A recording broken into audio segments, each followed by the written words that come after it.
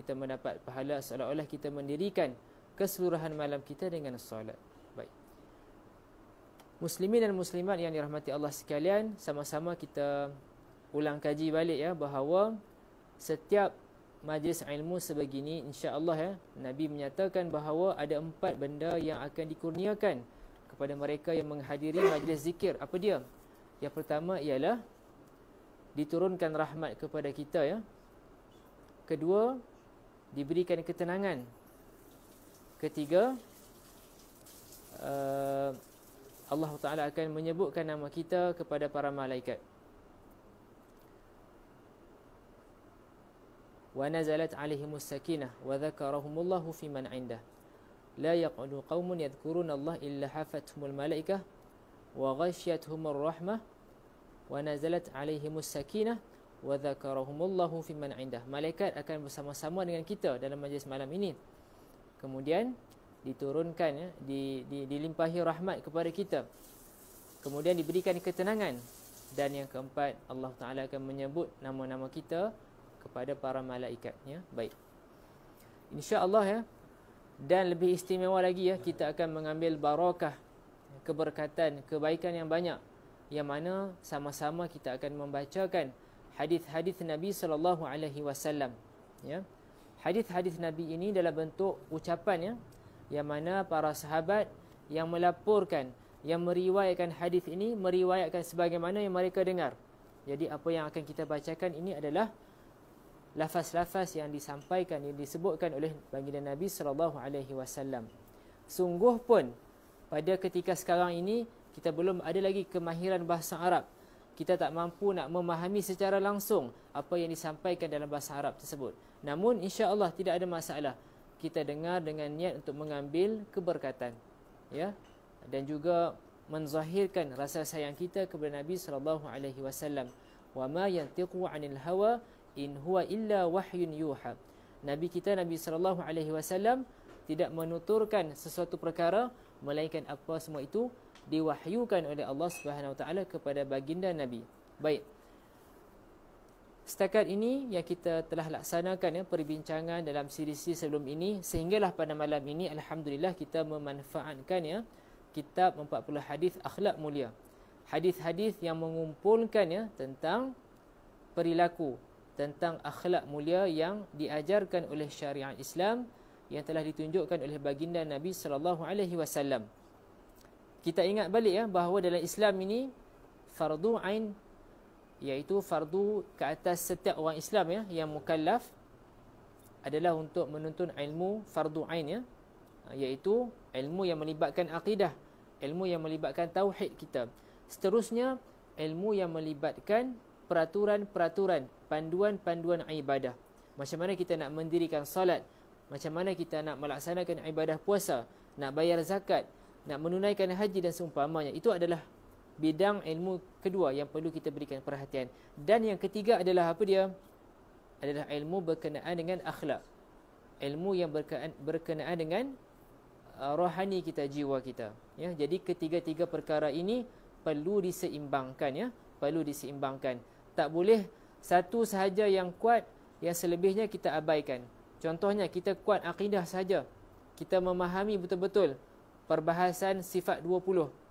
Kita mengimani sebetul-betulnya apakah yang dikatakan perkara-perkara sam'iyat, perkara-perkara yang akan berlaku setelah kita mati nanti. Ya, kita menguasai betul-betul, kita hafal hadis umpamanya, tetapi kita tak solat, tak jadi juga. Dia kena bergerak seiringan. Akidah yang betul kemudian dibuktikan dengan pematuhan syariat kita. Umpamanya hari ini alhamdulillah ya, atas kesedaran yang telah digerakkan ya, atas usaha-usaha yang telah dilakukan, sekarang ini masya-Allah telah banyak wujudnya produk-produk perkhidmatan yang mesra ibadah, perkhidmatan-perkhidmatan yang patuh syariah. Umpamanya 30 tahun yang lepas, 40 tahun yang lepas, kemudahan insurans konvensional yang banyak ditawarkan.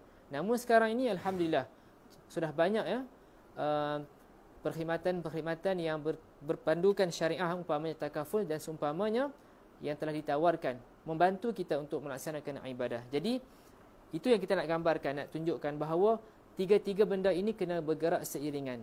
Selanjutnya, orang yang dua tadi dia dah okey dah. Iman dia, akidah dia mantap ya.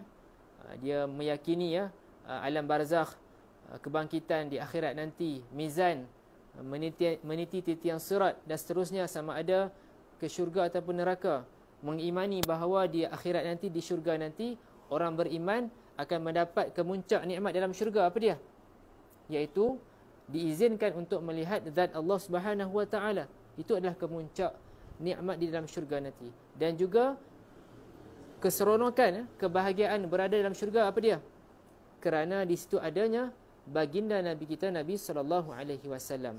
Jadi seseorang itu, andai kata dia dah kuat dah, pegangan akidah dia dah kuat dah, kemudian dia menzahirkan secara peraturan syariah dia, dia puasa, dia salat fardu, dia bayar zakat, dari sudut kewangan Islam, dia menggunakan produk patuh syariah, dia gunakan pembiayaan Islamik, hutang piutang dia bayar dengan betul sebagainya.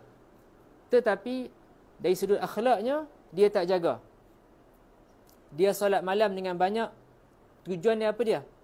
Semata-mata nak mendapatkan pujian daripada manusia. Dia rasa seronok bila dia diketahui sebagai orang yang mendirikan solat malam dengan banyak. Kemudian dia banyak bersedekah, ya, dia taja sana sini, dia membantu anak yatim seumpamanya. Namun yang sayangnya, niat dia tak betul, dengan tujuan nak mendapatkan sanjungan manusia. Maka kita risau kalau kita mengabaikan perkara ini, boleh jadi amalan kita itu tertolak, bahkan berpotensi mendapat balasan yang tidak sepatutnya daripada Allah Subhanahu Wa Taala. Maksud saya, mendapat azab neraka akibat niat yang tidak betul. Jadi itulah yang apa kita nak usahakan. Ketiga-tiga ilmu ini kita kena gerakkan seiringan. Mudah-mudahan kita selamat. Setiap amalan ibadah kita ini kena diusahakan ada dua benda yang perlu kita penuhi agar amalan itu diterima oleh Allah Subhanahu Wa Taala. Yang pertama apa dia? Niatnya adalah betul ya. Dan yang kedua ialah dilaksanakan dengan cara yang betul.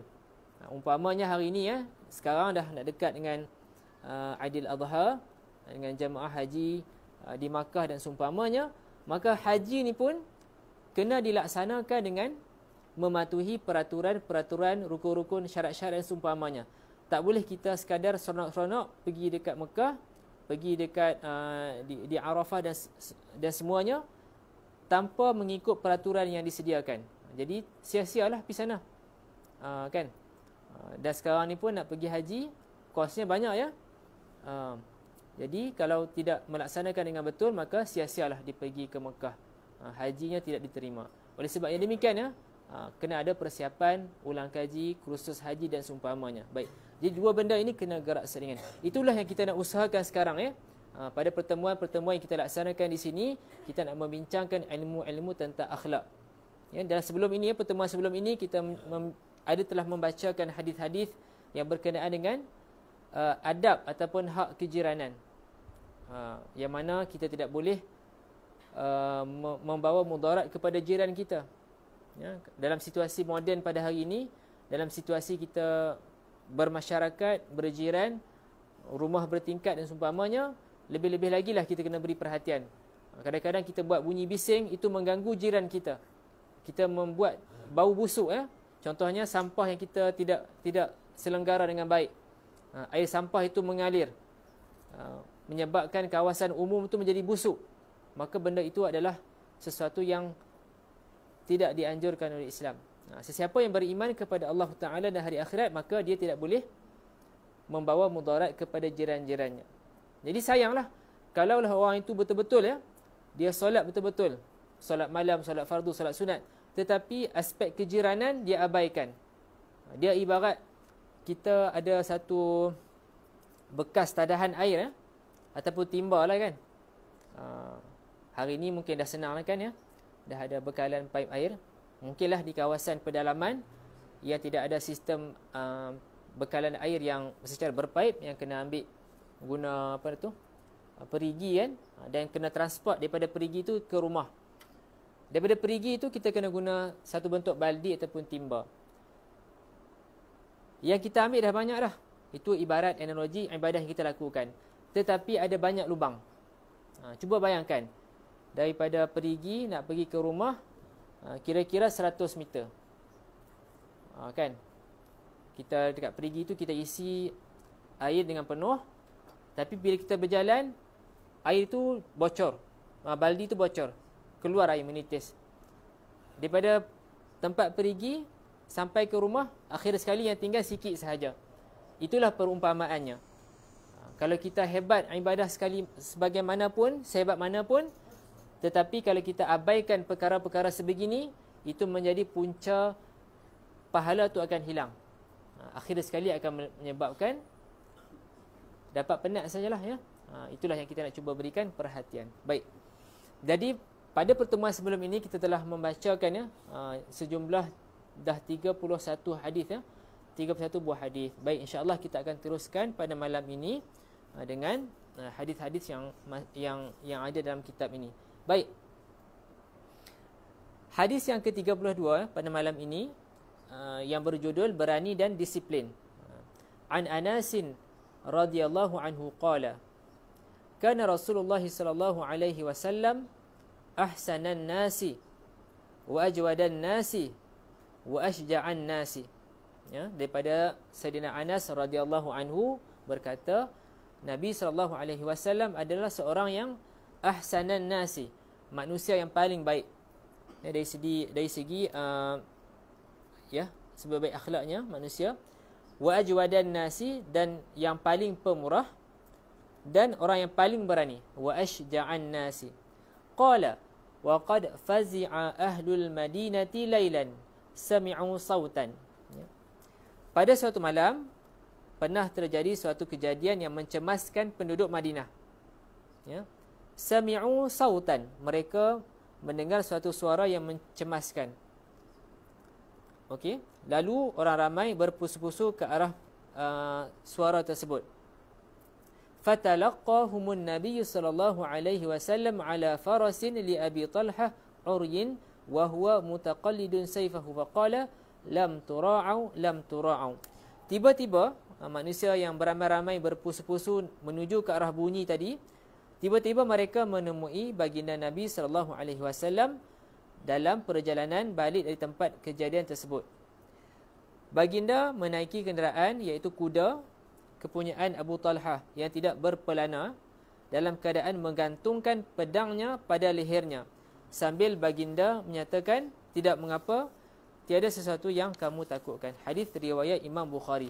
Ini nak menggambarkan ya sifat kepimpinan Nabi sallallahu alaihi wasallam, sifat berani Nabi ya, yang mana Nabi sendiri yang pergi untuk melihat keadaan tersebut ya. Baik. Itu menunjukkan sikap berani dan disiplin Nabi sallallahu alaihi wasallam. Hadis yang seterusnya ialah hadis yang ke-33 yang berjudul Rajin Berusaha. Ya. Baik. Anil Miqdad ibn Ma'di Karib radhiyallahu anhu 'an Nabi sallallahu alaihi wasallam qala ma akala ahadun ta'aman qattu khairan min an ya'kula min 'amali yadayhi wa inna nabiyallahi Daud sallallahu alaihi wasallam kana ya'kulu min 'amali yadihi, rawahu al-Bukhari. Daripada Miqdad bin Ma'di Karibah radhiyallahu anhu, daripada Nabi sallallahu alaihi wasallam, Nabi bersabda, tidak makan seorang daripada kamu suatu makanan yang lebih baik daripada makanan yang diusahakan sendiri, dan sesungguhnya Nabi Daud alaihi salam adalah makan dari usahanya sendiri. Baik, hadis ini mengajarkan kepada kita anjuran untuk kita masing-masing berusaha untuk mencari rezeki. Ya, kita lihat di sini Nabi menyebutkan tidak ada yang lebih baik untuk seseorang itu makan melainkan apa yang diusahakan dirinya sendiri. Lebih-lebih lagi lah kita semua yang Allah Ta'ala kurniakan kesihatan tubuh badan ya, maka tidak wajar kita hanya berpeluk tubuh. Kita sekadar tunggu, wait and see, mengharapkan bantuan diberikan kepada kita. Sebab Islam dah tunjukkan ya, kita kena berusaha dalam mencari rezeki. Oleh sebab yang demikian, sebab itu dalam Islam ada panduan muamalat, panduan perhubungan antara manusia. Tuan-tuan dan puan semua, jika ada kesempatan, jika ada kesungguhan, boleh mula untuk orang kata apa, buka nota-nota ataupun dengar pengajian-pengajian berkenaan dengan muamalat. Muamalat ni melibatkan urusan-urusan kita dengan manusia yang lain. Lebih-lebih lagi dalam urusan yang melibatkan kewangan. Ya. Okey, umpamanya bila kita meminta orang lain melaksanakan suatu pekerjaan, kita kena jelaskan. Kita minta dia buat kerja ni atas akad apa? Atas transaksi apa? Adakah kita laksanakan dengan akad ujrah? Ujrah ni maksudnya upah. Kita minta tolong orang buat kerja, maka kena jelaskan. Jika ini ada satu bentuk upah, maka kena nyatakan, saya minta awak untuk datang ke sini, baiki rumah saya ini, kerosakan apa. Jadi buat penilaian terlebih dahulu, anggaran kos, bahan yang nak digantikan itu, dia punya masa yang digunakan, berapa banyak pengangkutan yang dia gunakan, berapa banyak, berapa pekerja yang dia akan gunakan, berapa banyak. Jadi semua itu perlu diambil kira. Dan upah itu dipersetujui dengan dia. Maka barulah transaksi itu adalah sebagaimana yang dianjurkan oleh Islam. Jadi benda ini kalau kita perhatikan, kalau kita ambil berat, insya-Allah dia akan mewujudkan suasana yang barakah, yang ada kebaikan. Ya. Kadang-kadang kita tak perasan benda ni. Kita cuba nak menyeleweng sana sini. Konon-kononnya kita nak berjimat. Kita nak buat cost saving, cost reduction. Tetapi kita telah menzalimi orang lain. Kesian ya, mereka yang melaksanakan kerja-kerja yang melibatkan tenaga yang banyak. Kalau kita menzalimi mereka, mereka pun ada kehidupan yang nak ditanggung. Anak isteri di rumah yang nak diberikan makanan minum, nak diberikan pakaian. Jadi benda ini kita kena berikan perhatian. Sebab itulah Islam ni sangat mementingkan keadilan. Tuan-tuan dan puan sekalian, salah satu dalam surah Juz'u Amma, ya, surah mana yang menyebutkan faman ya'mal mithqala dzarratin khairan yarah wa man ya'mal mithqala dzarratin syarran yarah. Jadi kalau kita betul-betul menghayati ayat tersebut, kita akan rasa tak berapa sedap lah kalau kita orang kata apa, ambil sambil lewa. Ayat tersebut menyatakan sesiapa sahaja yang melakukan kebaikan walaupun sekecil-kecil sebesar zarah, maka dia akan melihat amalan tersebut dan akan diberikan balasan. Dan sesiapa yang melakukan keburukan, kejahatan walaupun kecil sebesar zarah, dia pun akan melihat kebaikan tersebut dan kejahatan tersebut dan menerima balasannya. Ya, jadi itulah ya. Islam ni sangat luas, dia punya panduan kehidupan kita ini. Jadi sama-sama kita berikan perhatian. Tadi yang saya bagi tahu tadi tu tentang muamalat. Muamalat ini melibatkan usaha kita lah untuk kita hidup. Di situlah adanya orang kata apa, panduan tentang hutang piutang. Hari ini ya, salah satu konsep yang perlu kita betulkan adalah apa dia? Kalau kita perlukan bantuan kawan kita dari segi kewangan, wang, kita tak panggil pinjam, kita panggil berhutang. Dia bukannya pinjam. Sebab apa? Kalau kita pinjam, kita kena mengembalikan fizikal itu sebagaimana yang kita pinjamkan. Hari ini boleh tengok balik ya, duit bercetak tu kan, ada nombor sirinya. Kalau kita kata kita pinjam RM100 daripada kawan kita, daripada keluarga kita, maka duit RM100 itu dengan nombor siri yang sama perlu kita pulangkan balik nanti. Kalau kita kata kita pinjam, memang tak mampulah ya. Lebih-lebih lagi duit shilling pula. Macam mana nak cari duit shilling yang sama? Maka istilah yang betulnya adalah hutang, hutang. Dan hutang ni pula kita kena berikan perhatian. Satu ayat dalam surah Al-Baqarah, satu muka surat, ayat tu sahaja. Tentang apa? Dah bagi clue tadi, dah dapat clue dah apa dia? Tentang hutang terperinci terperinci tentang hutang. Kena diberikan perhatian. Suatu keadaan yang boleh kita baikilah dalam masyarakat kita tentang hutang piutang. Duk terbacalah, duk terdengar kisah-kisah luahan kawan-kawan yang memberikan hutang. Dia ni alhamdulillah insya-Allah dia ikhlas nak membantu kawan-kawannya. Tapi kesiannya bila nak menuntut hutang tu pula, nak menagih hutang tu pula, dia pula yang terseksa. sentiasa nak kena tanya bila nak bayar hutang tersebut. Orang tadi tu sebelum ni dia susah. Bila dah senang tu dia dah lupa dah kawan dia. Dah tak teringat dah nak bayar hutang kan. Jadi itu perkara yang perlu kita baiki. Usahakan semampu yang boleh. Sentiasa keep in touch dengan orang yang kita ambil hutang. Kawan tu dah tolong kita, maka kita kena ada budi bahasa, kena ada kesungguhan nak membayar hutang tu balik. Kalau rasa terdesak, maklumkan. Jangan kita raib macam tu saja. Duk dengar cerita kata sampai tukar nombor lah tukar nombor lah. Mesej tak berjawab, telefon tak angkat. Okey, jadi itu kita kena beri perhatian lah ya. Bab berkenaan hutang piutang. Dulu dalam pertemuan di sini juga pernah kita ingatkan ya bahawa nanti bila kita meninggal dunia semua ni, kita ni akan meninggal dunia ni. Jangan duk rasa kita hidup lama ni. Semua orang akan meninggal dunia. Antara 3 benda yang mustahak yang perlu diselesaikan bila kita meninggal dunia. Pertama apa dia?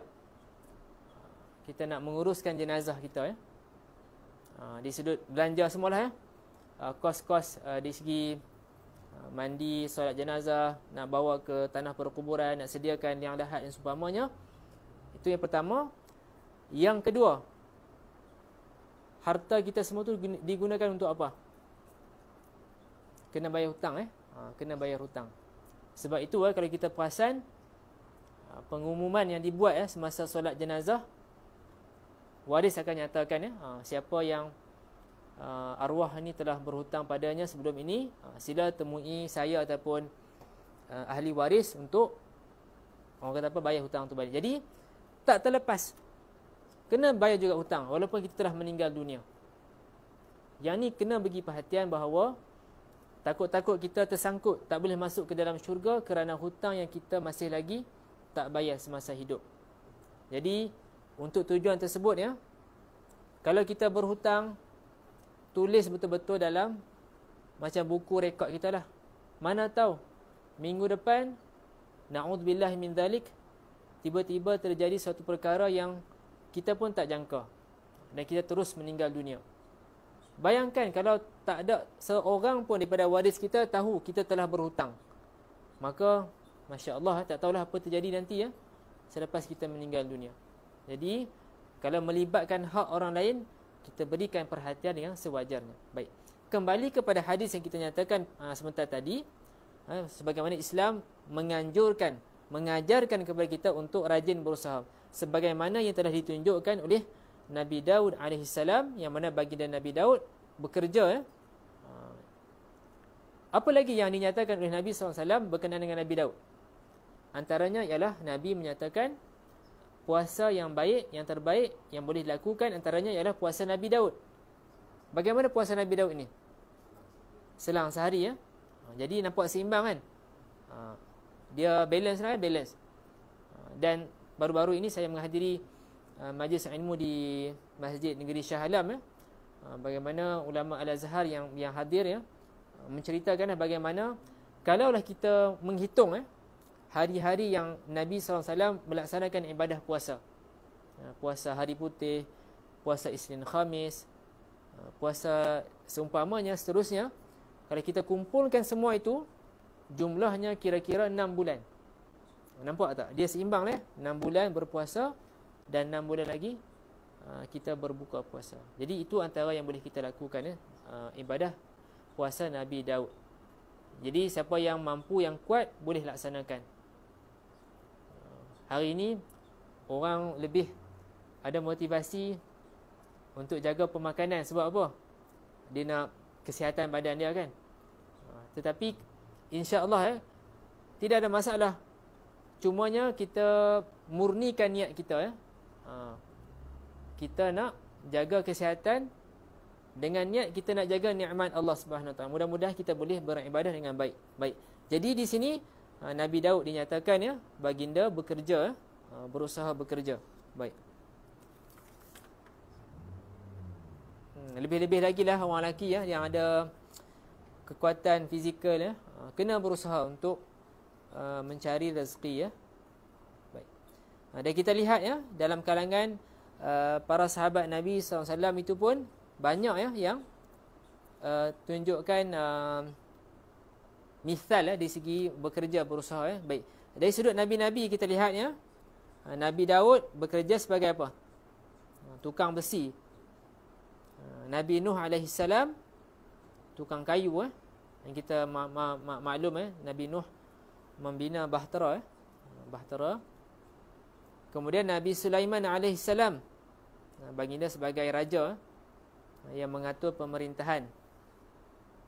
Dan Nabi kita Nabi SAW, kalau kita tengok sirah Nabi, Nabi pada awalnya memelihara kambing, kemudian berniaga dan seterusnya menjadi pemimpin negara setelah Nabi berhijrah ke Madinah. Para sahabat Nabi ada yang sangat masyhur di segi orang kata apa, dia punya businessman dia. Contohnya siapa? Sayyidina Uthman, Sayyidina Abdul Rahman bin Auf ya. Dan banyak lagi ya.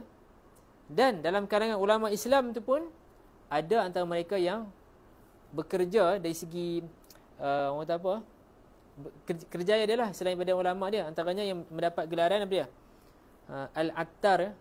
Al-Attar ni merujuk kepada dia juga berniaga minyak wangi.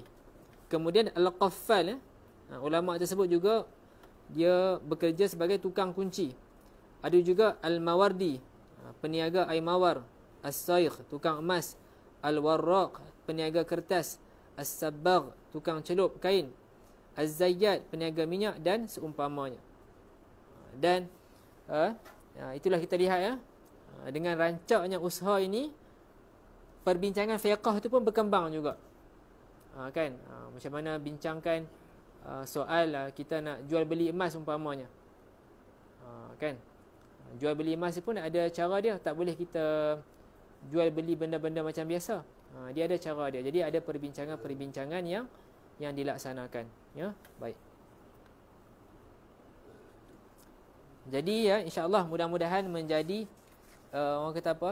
Dorongan kepada kita untuk terus berusaha. Kita memang tak tahu rezeki yang Allah Taala tetapkan kepada kita. Apa yang penting adalah kita berusaha. Dan kita yakin bahawa rezeki Allah itu adalah sangat luas. Boleh jadi apa yang kita dapat secara materialnya boleh jadi mencukupi. Nak kata mewah sangat pun tak juga. Nak kata terlalu dhaif pun tak juga. Cukup-cukup, memadai. Tapi Allah Ta'ala kurniakan kepada kita apa dia? Jiwa kita ni rasa lapang. Kita boleh main mengaji malam ni. Ada setengah orang sangat sibuk kerja. Sangat sibuk kerja. Sampaikan solat dekat ujung-ujung. Ada juga yang solat, saya terdengar lah, tak tahu betul ke tak. Terutamanya dalam kalangan muslimat. Sebab mereka nak jaga make up kan. Waktu Zuhur tu dia dekatkan dengan Asar. Sebab dia nak jaga make up dia kan. Jadi bila buka make up tu, ambil ayat semayang semua, dia semayang dengan Asar sekali. Tak tahu lah betul ke tak kan. Kawan-kawan duk sembang lah. Saya pun tak ada lah nak pergi surau, pergi periksa kawasan muslimat kan tak. Jadi nak gambarkan itulah ya. Macam-macam cabaran hidup. Ada juga yang sangat mewah hidup. Dia rasa seronok sangat hidup dia. Tak ada dah nak baca Quran, tak ada nak solat berjamaah. Duk sibuk melancong. Pergi sana sini, duit banyak sangat. Dan ada juga na'udzubillah min zalik, kita pun tak mau yang terlalu dhaif, itu pun bahaya juga. Sebab ada juga ini nyatakan kefakiran yang melampau-lampau ini pun bahaya juga. Sebab itu ya, doa yang disebutkan adalah tentang nak jadi dalam kalangan orang yang miskin. Miskin ni dia berbeza daripada fakir. Dulu pernah kita bincangkan, saya rasa di sini ataupun di tempat lain. Apakah beza fakir dengan miskin? Fakir dengan miskin, apa beza dia? Kedua-dua ini daripada istilah bahasa Arab juga lah ya. Fakir dengan miskin. Baik. Fakir ini ya, kita ambil lah situasi hari ini. Untuk kita ambil contoh lah, sekali makan ya. Sekali makan secara sederhananya yang mencukupi berapa ringgit contohnya. boleh kata RM10 lah. Minur rahmah okay, kita ambil satu contoh lah nak memudahkan pemahaman kita. Untuk seorang makan RM10 yang mencukupi. Okey. Sebab kalau perhatikan masa bulan puasa tu kan ada iklan tentang tajaan buka puasa kan. Mereka nyatakanlah dia punya quotation dia, seorang ni RM10. Kalau bayar kafarah di pejabat zakat tu pun, satu kafarah itu memberi makan seorang nilainya RM10. Jadi kita ambil lah untuk tujuan perbincangan malam ini, kita setuju bahawa secara asasnya diperlukan RM10 paling minimum untuk menjalani kehidupan yang elok lah ya. Baik. Untuk kategori fakir ni, dia tak mampu untuk capai walaupun separuh. Dia hanya boleh dapat RM4, RM4.50, RM3, RM1 dan harta mungkin tak ada pun. Walaupun 1 sen. Itu kategori fakir. Daripada 0 sampai RM4.99. Manakala golongan miskin ni pula, dia tak dapat 10. Dia antara 5 sampai 9.99. Dia lebih daripada separuh yang diperlukan, tetapi tak dapat penuh. Itu adalah golongan miskin. Manakala yang mampu ni boleh dapat 10 dan ke atas. Sebab itu daripada asnaf zakat itu adalah golongan apa dia? Fakir dan miskin ya. Fakir dan miskin. Jadi siapa yang lebih kritikal untuk kita bantu? Yang fakir ya, yang fakir. Jadi slogan kerajaan ataupun slogan NGO, membasmi kemiskinan ke membasmi kefakiran? Membasmi kefakiran ya. Itu lebih orang kata apa? Nampaklah dia mengaji dia mengaji fiqh kan, dia faham. Fakir ni lebih kritikal lah ya. Kadal faqru an yakuna kufran. Hampir-hampir kefakiran itu membawa kepada kekufuran. Miskin ni pula ada sudut-sudut yang positif jugalah ya. Bukan kata kita nak promote supaya jadi miskin. Tetapi miskin pun ada dia punya sudut-sudut positifnya. Tapi dia bukannya fakir, dia miskin. Kan? Ala kulli hal, semuanya ini adalah dalam ilmu dan ketetapan qada dan qadar Allah Subhanahu Wa Taala. Masing-masing ada peranan. Dulu dalam kitab ni pun kita bincangkan ya tentang kena bertimbang rasa kepada semua orang, kepada pembantu dan seumpamanya. Cuba bayangkan kalau semua orang kaya, susah hidup kita ni. Tak ada siapa nak pergi ke laut nak tangkap ikan. So, semua kaya, tak ada orang nak buat job tersebut. Macam-macam lagi lah kalau nak dibincangkan kalau semua orang kaya. Jadi apa yang ada situasi hari ini, semuanya adalah saling melengkapi. Kalau semua susah pun susah juga, tak ada orang yang nak membantu kan. Jadi kita beriman dengan qada dan qadar Allah Subhanahu Wa Taala, kita berusaha. Okey. Dan tuan-tuan dan puan sekalian, kita semua kena ingat bahawa paling tidak pun kita kena syukur sangat-sangat. Kita dah dapat 3 nikmat yang sangat-sangat besar. Apa dia? Sebelum ni kita dengar 2 kan? Tambah satu lagi. Apa 2 nikmat yang paling besar kita dapat? Iman dan Islam, betul tak? Itu kita bisa dengar kan? Alhamdulillah, betul. Betul sangat-sangat. Dan kita mendoakanlah, mudah-mudahan Allah Ta'ala beri hidayah lah kepada kawan-kawan kita semua kan, untuk lebih mengenali Islam dan kembali kepada fitrah. Satu lagi nikmat yang paling besar adalah apa dia? Kita menjadi umat Nabi Muhammad sallallahu alaihi wasallam. Hebat sangat jadi umat Nabi Muhammad ini. Kerana di sana nanti umat-umat Nabi yang lain, mereka tak boleh masuk syurga lagi. Kena tunggu dulu. Baru selepas kita masuk, baru mereka boleh masuk. Masya Allah Macam hari ni, dalam situasi kita hari ni macam VIP lah ya. Mereka main lambat tapi masuk awal main lambat masuk awal, contohnya kan. Macam kita lah, di sudut susunan tu kita paling last lah, umat yang dilahirkan. Tetapi nak masuk syurga nanti kena umat Nabi Muhammad terlebih dahulu, baru umat-umat Nabi yang lain. Kemudian setiap Nabi ni ada doa yang Allah Ta'ala kabulkan. Tapi Nabi kita simpan doa tu, Nabi nak gunakan di akhirat nanti. Suasana di sana nanti sangat dahsyat. Bagaimana keadaan kita dibangkitkan nanti? Kita dibangkitkan sebagaimana kita dilahirkan. Tidak ada pakaian. Jadi pertanyaan dikemukakan. Macam mana nanti kan? Tak risaukah manusia saling memandang antara satu sama lain? Nabi beritahu, mafhumnya Nabi katakan, dekat sana nanti semua orang sangat risau keadaan masing-masing dan tak sempat dah nak lihat benda lain dah. Masing-masing fikirkan diri sendiri. Itulah istilah dia, nafsi-nafsi kan. Nafsi-nafsi, ingat diri sendiri sahaja.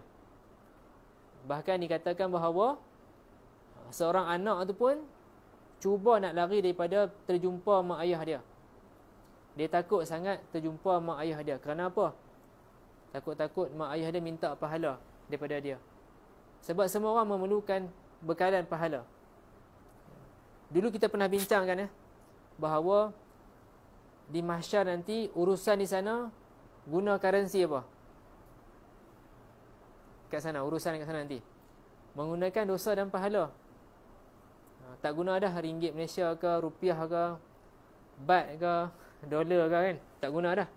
Kita gunakan dalam urusan dosa dan pahala. Sebab itu salah satu hadis Nabi menyebutkan, memberikan gambaran baru kepada kita memahami definisi muflis. Siapa yang bankrupt? Sahabat Nabi menyebutkan mereka yang tidak ada dirham dan dari segi wang lah, harta kan. Nabi bagi tahu sebenarnya mereka adalah orang yang masa dekat dunia ni, Masya Allah, pahala dia banyak, ibadah dia macam-macam, tetapi dia banyak melakukan dosa terhadap makhluk yang lain. Dia mengumpat sana sini, dia dedahkan aib orang lain, dia fitnah orang sana sini, dia zalimi orang lain. Contohnya tadi kita bawa contoh kan, kita upah orang buat kerja kan, kerja dah siap dah, dah dekat sebulan dah, bayaran tak buat lagi. Itu dah menzalimi hak orang lain. Mafhum hadis menyebutkan bayaran tu kena diberikan sementara peluh belum kering lagi. Dalam maksud kata tak boleh tangguh sampai yang tidak munasabah. Okey. Apa dia lagi? Dia ambil harta orang lain, buat harta sendiri, hutang tak bayar. Akhir sekali pengadilan Allah Subhanahu Wa Taala di akhirat nanti. Okey. Orang yang diumpat dekat dunia, dia ni asyik kena kecam lah, kena gosip, kena fitnah macam-macam. Dekat dunia ni nampak dia loser lah. Tapi sebenarnya tunggulah kat sana nanti, dia akan kutip balik pahala. Dia mengadu kepada Allah Subhanahu Wa Taala, ya Allah, semasa di dunia saya telah dizalimi sedemikian rupa, begitu dan begini, dan keadaan Allah SWT, Allah Ta'ala akan izinkan dia untuk kutip balik pahala daripada orang-orang yang telah menzalimi dekat dia. Okay, contoh si Abid ini dekat dunia dia sangat hebat. Kalau saya nak bagi contoh lah kan, dalam bentuk nombornya, ini contoh sajalah, bukannya yang betul lah. Contohnya dia bawa 100 juta pahala. Nampak kemas tu kan, banyak sangat tu. Tetapi pada masa yang sama, dia melakukan kejahatan yang banyak kepada orang lain. Lebih-lebih lagi lah kalau sesiapa yang memegang kuasa, sebab dia memegang kepentingan orang lain juga.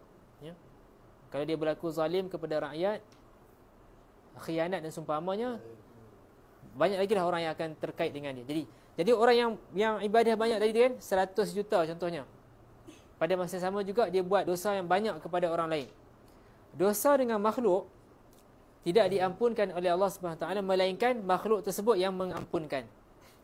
Jadi bayangkan kalau dosanya banyak dengan orang lain, dan orang tu semua akan mula mengutip pahala daripada dia. Daripada 100 juta tu, pakat duk main minta claim pahala dia, last sekali habis pahala dia. Itulah kata muflis. Awal-awalnya pahala banyak, tetapi akhir sekali disebabkan dosa dia kepada orang lain, hilang pahala dia. Hilang. Akhir sekali tinggal kosong. Macam mana nak bayar? Hutang masih ada lagi. Dia masih lagi tak selesai dosa dengan 100,000 orang lagi. Contoh yang dulu kan dia jadi penguasa yang mencuri, mengambil harta rakyat. Contohlah dia dia jadi pegawai bank yang kreatif. Dia berjaya keluarkan duit daripada akaun 100,000 orang. Seorang tu 1 sen saja. Cuba bayangkan berapa banyak dia dapat. Itu sebagai contoh. Jadi di akhirat nanti semua orang masih lagi datang dekat dia. Dia dah tak ada apa dah nak bagi ni. Betul. Dia ambil dosa, betul. Tak tipu. Daripada 100 juta pahala yang dia ada, tinggal kosong, tak selesai lagi, dia terpaksa tanggung dosa orang lain pula. Itulah last sekali, Masya Allah. Itu yang kita kena berikan perhatian. Itulah kadang-kadang kalau kita fikir balik kan, pada situasi hari ini, syarikat-syarikat korporat mereka membicarakan soal integriti, betul tak kan? Dekat Malaysia pun ada SPRM, MACC dan seumpamanya, kita berkempen tentang integriti. Antara definisi integriti ni apa dia? Do it right even though no one is watching lah kan. Kita sebenarnya orang Islam, orang yang beriman ni, lagi kuat kita ada pegangan kita. Sebab apa? Setiap benda yang kita lakukan ini tak akan terlepas daripada dicatatkan amalan kita. Akan diperiksa balik. Sebab itu kita akan berhati-hati. Benda yang bukan milik kita, kita tak akan ambil dengan sewenang-wenangnya. Walaupun RM1, walaupun 1 sen. Sebab itulah integriti kita. Nasihat pernah disampaikan kepada kita. Bila kita buat dosa ni, jangan nampak dosa tu kecil ke besar. Kita kena lihat bahawa dosa itu, siapakah yang kita lakukan dosa itu terhadapnya. Kita telah melakukan penderhakaan kepada Allah Subhanahu Wa Taala. Bukan soal kecil ataupun besar. Dan ada lagi nasihat yang diberikan kepada kita bahawa jangan kita pandang rendah dosa kecil ni. Kalau Allah Ta'ala nak berlaku adil, Allah Ta'ala akan adili seadil-adilnya. Walaupun RM1, walaupun 1 sen, walaupun sekadar sebatang lidi, itu akan diadili oleh Allah Subhanahu Wa Taala. Dan dari sudut yang positifnya pula juga, jangan kita putus asa dengan sebesar-besar dosa sekalipun. Kerana Allah Ta'ala, jika Allah Ta'ala dengan rahmatnya, Allah Ta'ala akan ampunkan dosa kita. Jadi kita kena seimbang lah ya. Okey, baik. Jadi itu dia hadis yang telah kita nyatakan sebentar tadi berkenaan dengan rajin berusaha. Jadi nampak dah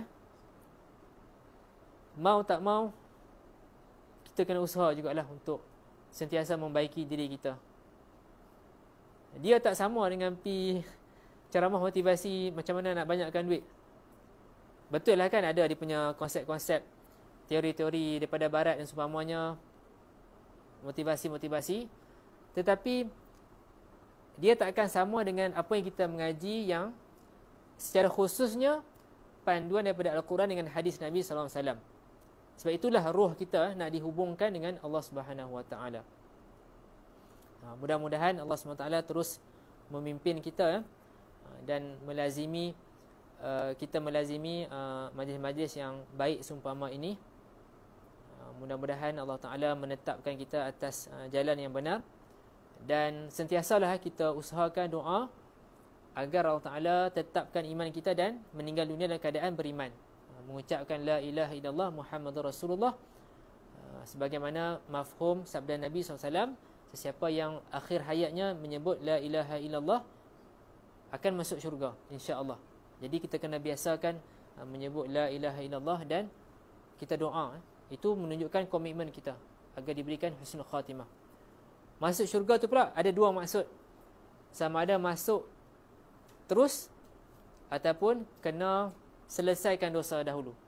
Jadi kita mintalah agar kita dimasukkan syurga tanpa hisab. Mudah-mudahan itu semua akan membantu kita dan insya-Allah mendapat manfaat.